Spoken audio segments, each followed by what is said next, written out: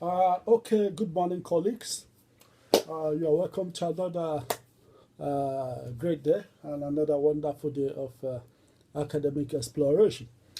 Last week, we concluded on the concept of control within organization. Today, just a brief topic, which is also from your chapter 13. Of course, this will be chapter 13B, and of course, the fourth unit in your learner guide, which is, of course, empowerment in organization. The concept of empowerment. When we talk about empowerment are of different types. In fact, recently, one of the popular terms in employment relation is women empowerment. That is, of course, to empower women to elevate the standard of women within the workplace, to elevate the role of women within the workplace, to elevate the role. So when we talk about empowerment broadly, empowerment can come in different ways. In fact, one other aspect of empowerment is, for instance, industrial democracy, which is giving employees or giving workers an opportunity to participate in decision makings that affects them within the workplace. And you see, so that is also empowerment. That in fact right to participate in decision making. And of course, we'll also talk about empowerment. We can talk about also economic empowerment. Of course, empowering the downtrodden, the poor people within society to meet up their life goals and, of course, to fulfill their ambitions in life. That is also one aspect of empowerment. But this morning, we are going to be talking about empowerment within an organization. That is, in fact, in terms of the manager-subordinate relationship, or in terms of the top management and, of course, junior managers relationship. That will be our focus this morning with regards to empowerment inside an organization. Generally explained, in terms of allowing, empowerment is generally explained in terms of allowing employees greater freedom, autonomy, and of course self-control over their work and responsibility for decision making. Self-control over the work they do, their routine duty, and in fact executing a particular task. And of course, having responsibility to take decision. Can you see? Not to wait for the management or the manager to take decision that will affect what they are doing within that organization. Can you see? That is the level of empowerment. And of course, it simply means authority of subordinate to decide and act. Authority of subordinate to decide and act within an organization. That is empowerment. Can you see? Now we know of a fact that top managers or managers are reluctant to let go of their authorities. Managers naturally are reluctant to let go of authorities because they want everybody to be looking up to them as managers or as top managers. Can you see? So somehow they are reluctant to let that authority, that feeling of a manager, the pride of being a manager, to let go or to allow subordinate to do the work they do. They see that even sometimes as a threat to their own job. Can you see? So managers are somehow reluctant to let go of authority. However, this concept of empowerment that we are talking about allow employees greater freedom, give employees greater freedom, autonomy, and of course self-control over the work and responsibility for decision making. Can you see? And of course, empowerment may be different from delegation, but delegation is part of empowerment. Is that clear? Because empowerment, like I gave you an instance when I started, is a broad term.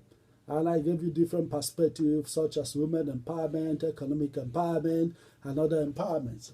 But of course, it may be different from delegation per se, but delegation is part of empowerment. So empowerment, management style, granting genuine additional power. Empowerment within organization is a kind of management style of granting additional power to a subordinate, or to your subordinate manager, or to your subordinate supervisor, or to your subordinate within organization. It depends on the structure of the organization. Now, of course, the process of empowering gives rise. This process of empowering others within under you give rise to what we call delegation. Is that clear? So, in other words, delegation is the process of entrusting authority and responsibility to others. Delegation is the process of entrusting authority and responsibility to others. Can you see? And of course, the key to empowerment is effective delegation. The key to empowerment is effective delegation. Can you see? Within an organization, you cannot empower somebody or your subordinate without effective delegation. That is to say, you may delegate, but if it is not effective, it is not empowerment. Can you see? So in other words, you must ensure that you are delegating effectively. Can you see? And of course, giving individual contributors ownership of tangible results. The key to empowerment is effective delegation, giving individual contributors ownership of tangible result. And of course, those who contribute should be acknowledged for accepting responsibility and, of course, authority. Is that clear? Fantastic. We'll progress.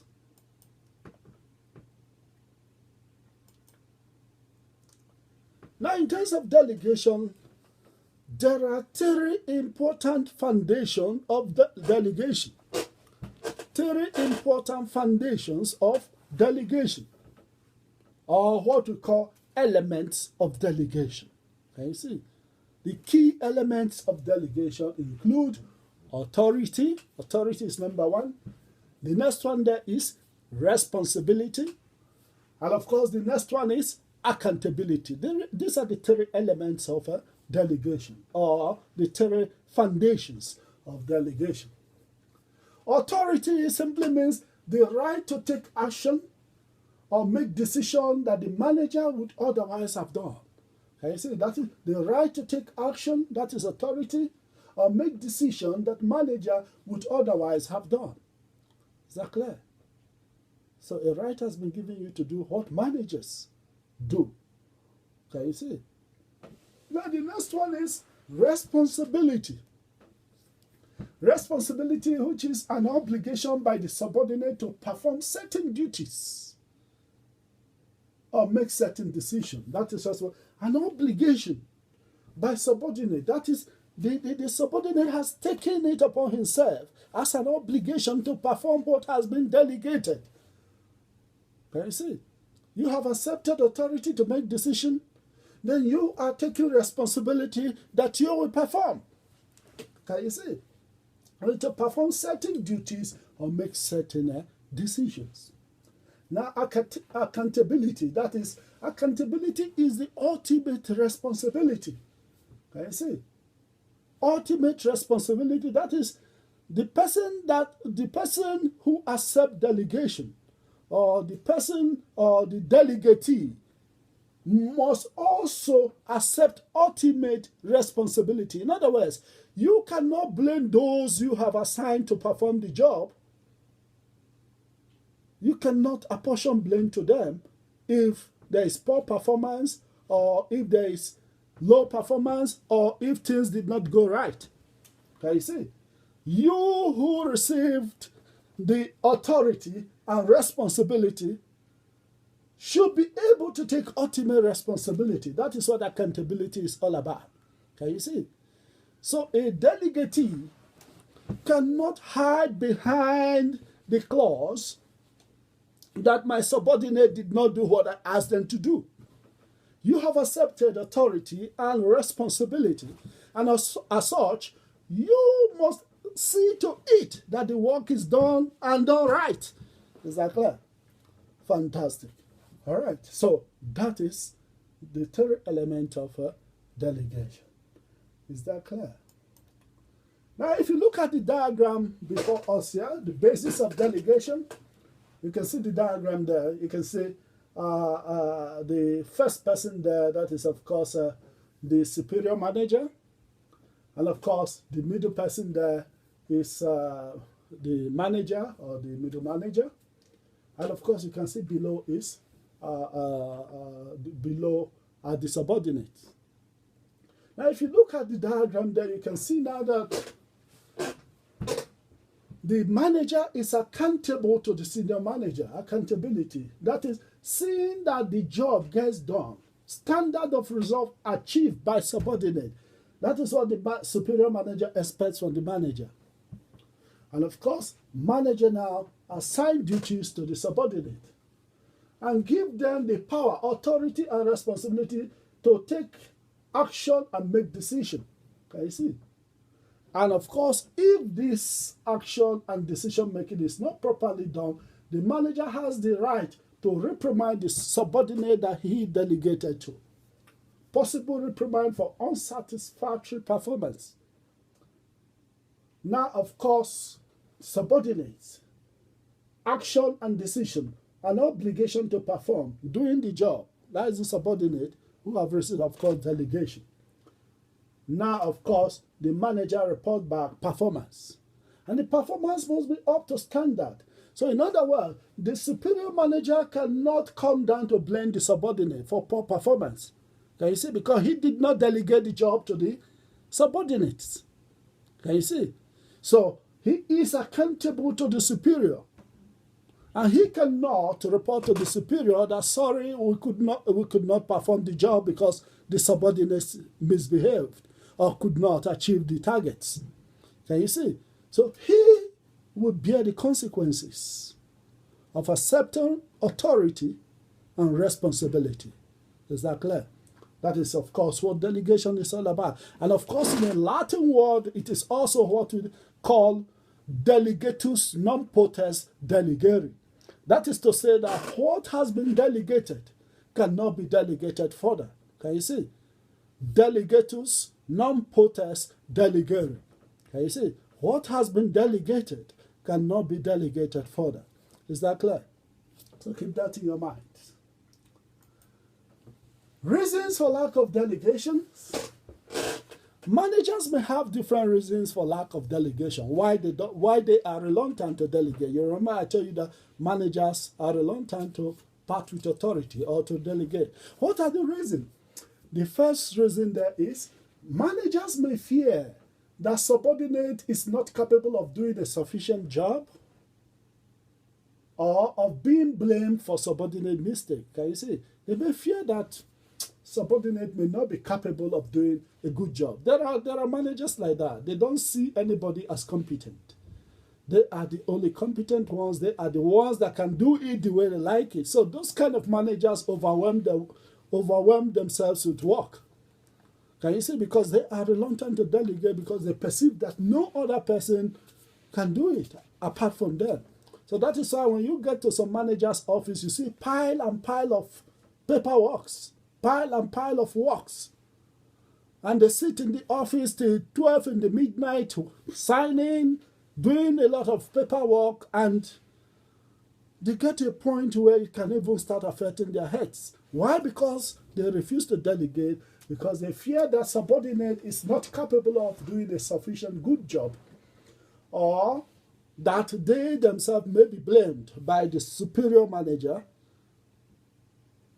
for the wrongs or the mistakes of subordinates. Now, another reason why managers are reluctant to delegate is that managers may fear that the subordinate will do too good a job. They may be scared, they may fear that subordinate may do too good a job, and as such, indirectly rendering them redundant. Can you see? So they may fear, maybe the superior will begin to notice that, after all, subordinate can do this job. So if we don't need a manager, if we don't need a middleman, we can go to the subordinate. And at least within this period that we are talking about flat organizations, where we are talking about cutting off the middleman, then definitely the top management can start going to the subordinate, indirectly rendering the middle manager redundant. So they also want to protect their territory, the middle managers. So managers may fear that subordinates will do an exceptional job, which may, of course, expose them also, or their incompetency also. Can you see? So that is why sometimes managers also are reluctant to delegate. Another reason why managers are reluctant to delegate is that manager may hold certain assumptions about human nature. You remember in the theory S and Y of motivation, I gave you the perspective of different managers. There are some managers who perceive employees to be weak, incompetent, reluctant to work, lazy, and etc. That is also based on theory Y. And of course, I gave you a perspective on, of course, theory Y. That is the first one is based on theory X.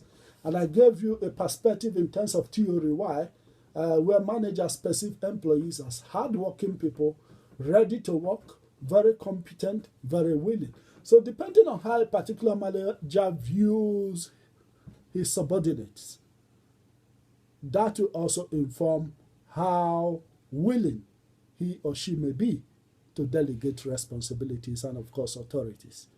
If it's a manager that perceives employees to be lazy, unwilling, incompetent, and shy away from work, certainly he will not delegate. But if it's a manager that perceives employees as good performers, willing to work, hardworking, efficient, then definitely such kind of manager will be willing to delegate responsibility and, of course, authority. Is that clear? Fantastic. We progress. Now, in terms of delegation, there must always be trust. Trust must be supported with empowerment. If you're empowering people, you must have trust in them. You must believe in them. Can you see? If there's mistrust between the manager and subordinate, I don't think there can be a good delegation. The manager may also not be willing to delegate.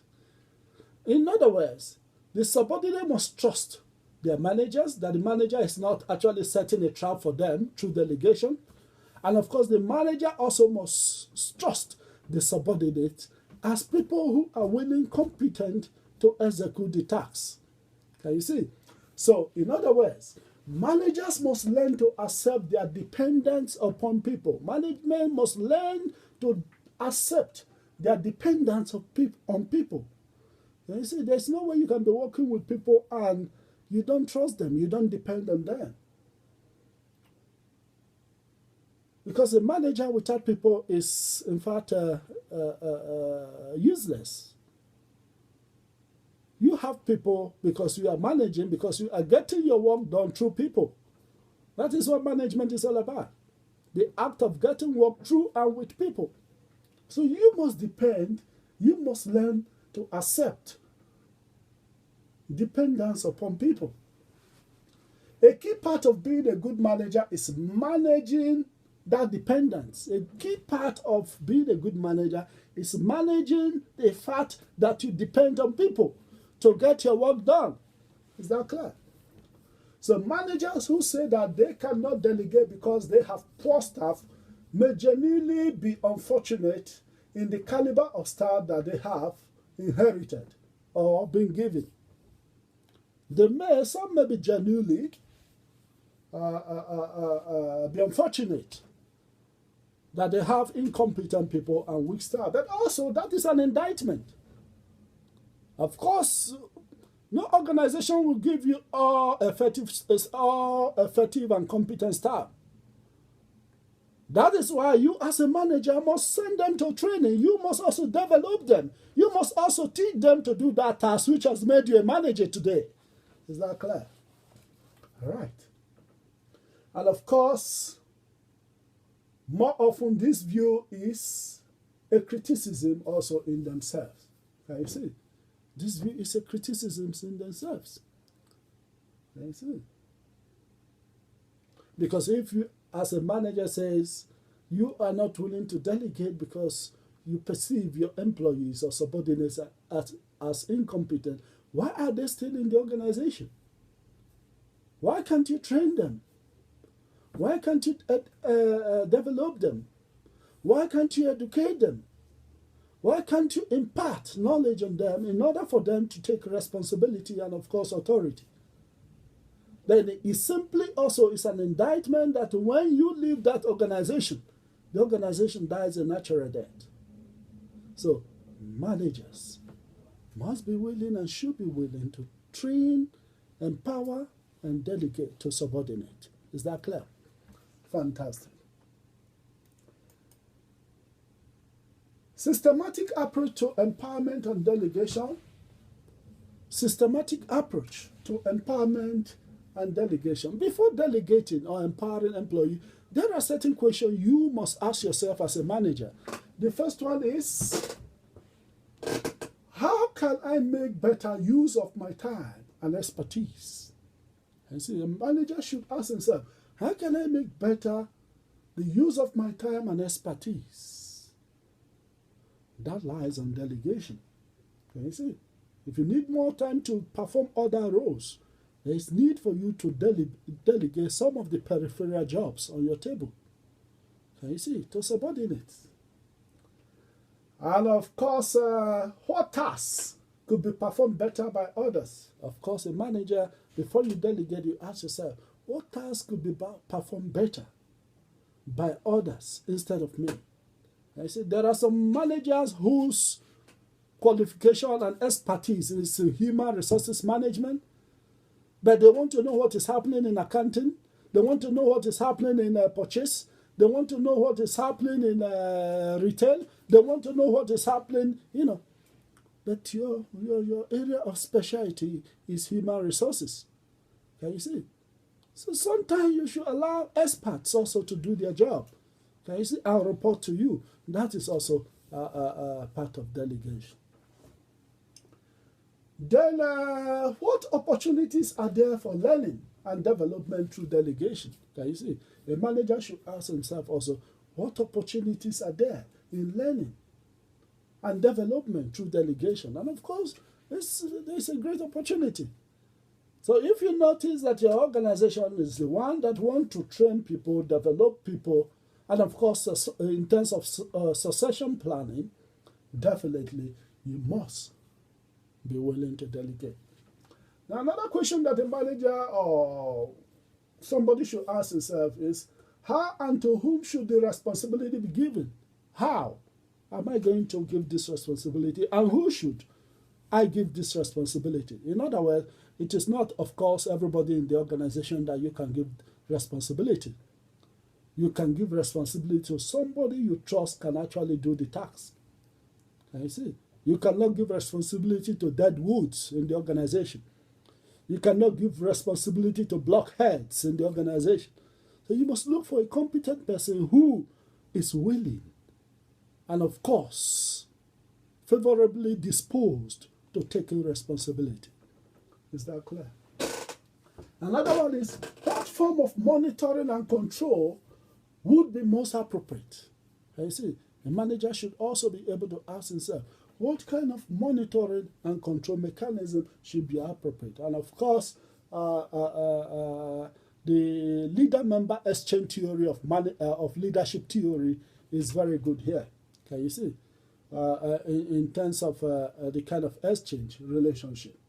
That is to say that if people are performing competently, of course, there should be a way of giving them an opportunity to do their work well. Can you see? Without so much control. I see. But if people are not performing very effectively, one should also think about how to monitor them, control them, supervise them, guide them, and train them. Can you see? So it depends on, of course, the kind of person you are delegating to, whether you must implement effective monitoring and control, or whether the person is competent or the person is highly trusted to execute the work, which may not need so much of control. Is that clear? Fantastic. Now, main stages in the process of delegation. These are the different stages. The diagram there, you should be seeing the diagram. Main stages. The first stage in the process of the, delegation is clarification of objectives. What is the objectives? And of course, the policy of the organization. And of course, the procedure of doing things within the organization with regards to delegation. And of course, ensuring suitable patterns of organization, how things are organized, who reports to who, and who is doing a particular task within the organization. Then the next stage there in the process of delegation is agreement in terms of reference. What is the terms of reference? You see, there should be an agreement between the delegatee and of course the delegator in terms of the terms of reference with regards to the particular delegation.